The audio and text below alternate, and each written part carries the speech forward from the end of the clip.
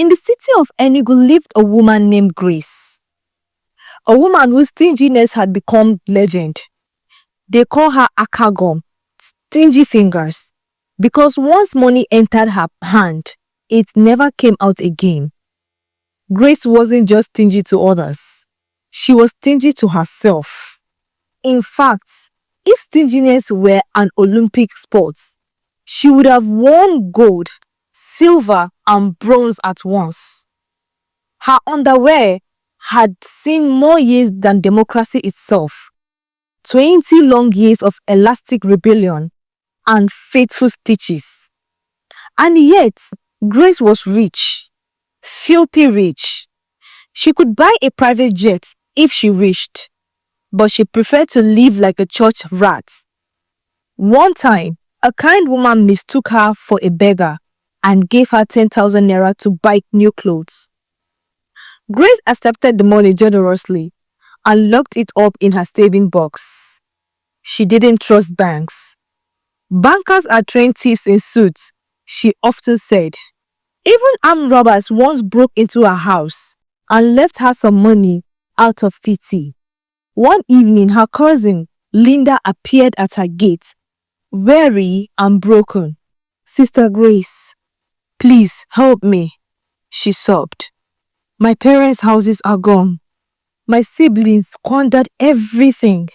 I have nowhere to go." Grace folded her arms and raised an eyebrow.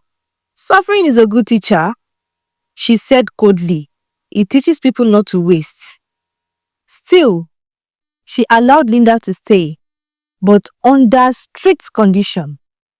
Linda cooked, cleaned, washed, and swept like a servant.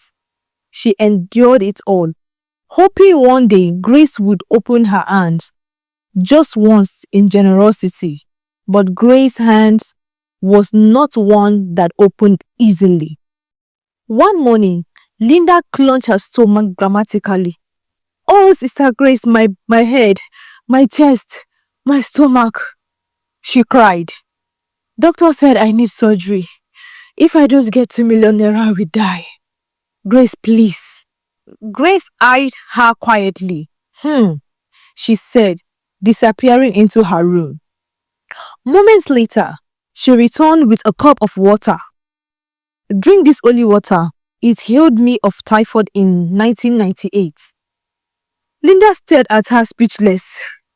"What?" Frustrated, Linda decided to stay. She had noticed how Grace often prayed in a corner she called treasure-based. That day, while Grace was away, Linda tiptoed into the room and found a small iron box hidden there.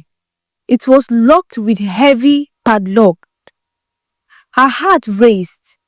She reached for it. "Touch that box, and you will turn to salt," came a voice behind. Linda froze. Grace stood at the door, eyes blazing.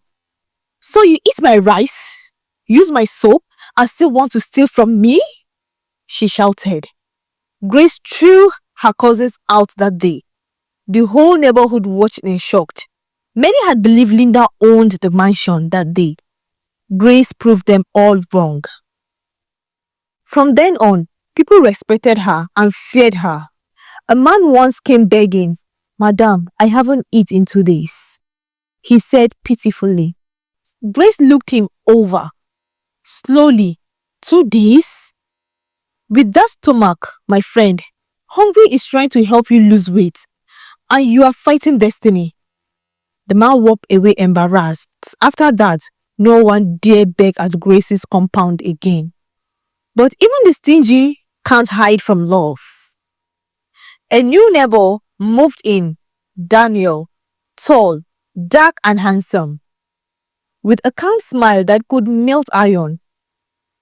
Every morning, he greeted her warmly, and every morning she ignored him until one rainy day. Grace had refused to pay 5,000 naira for taxi home. She decided to walk instead.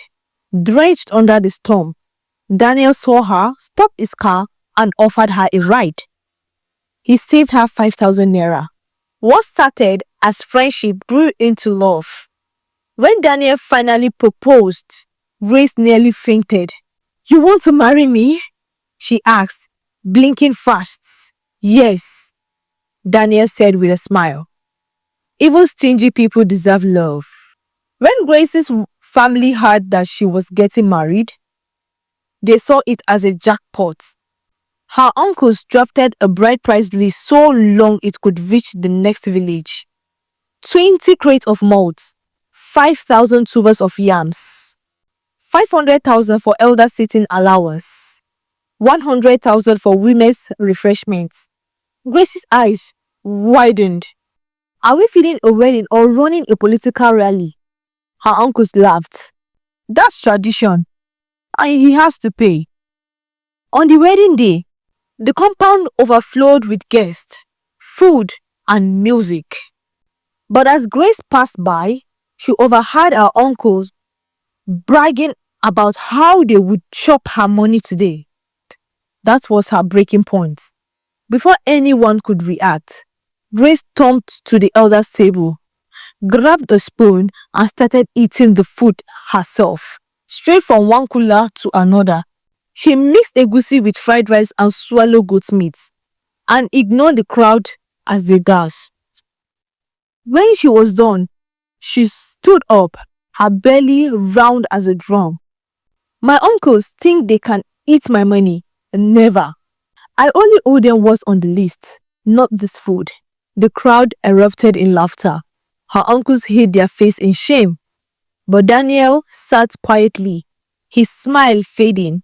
He realized he had married a woman whose stinginess had graduated with honor.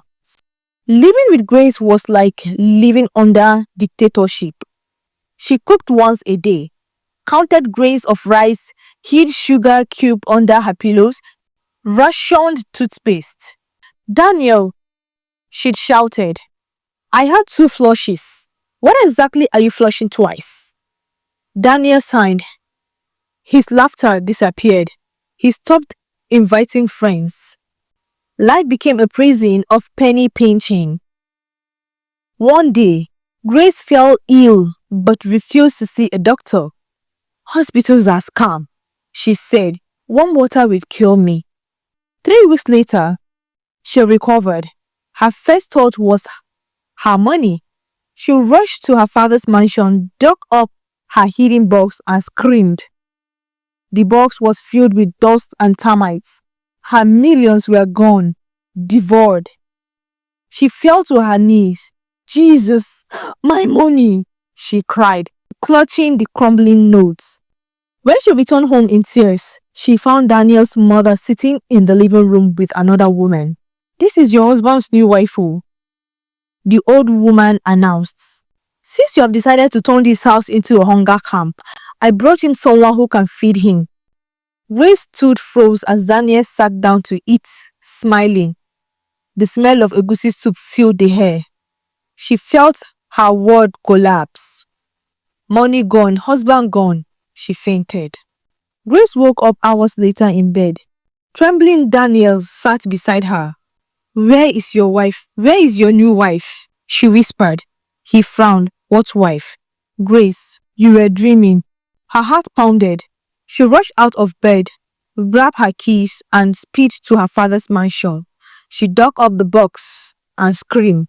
This time, not from pain, but joy. Her money was still there, safe, neat, untouched. Grace fell to her knees, tears streaming down her cheek. "Thank you, Lord. I've learned my lesson," she whispered. That evening, for the first time, Grace cooked a real dinner with plenty of meat, no measuring. When Daniel came home, the aroma hit him first. "Dinner?" he asked, eyes widened. "Yes, your wife had a dream, and she's changed." That night, they ate together, laughed together, and for the first time since they are married, their home was filled with warmth, not stinginess. From that day on, Grace was no longer the Akagom.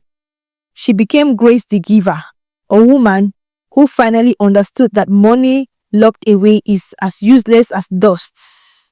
Moral of this story: money kept without purpose is nothing but dead weight.